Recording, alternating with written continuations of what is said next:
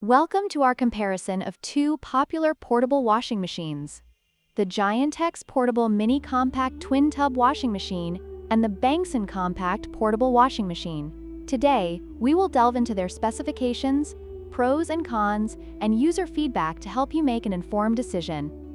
Let's get started.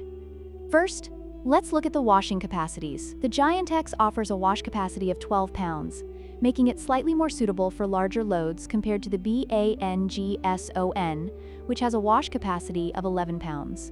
However, the BANGSON has a higher total capacity of 17.6 pounds when considering both wash and spin cycles, which may appeal to users needing more flexibility. Next, let's compare the spin speeds. The BANGSON boasts a spin speed of 1,700 revolutions per minute, which is significantly higher than the Giantex's approximate 1,350 revolutions per minute. This means that the BANGSON is likely to extract more water from your clothes, resulting in shorter drying times. If drying efficiency is a priority for you, the BANGSON may be the better choice.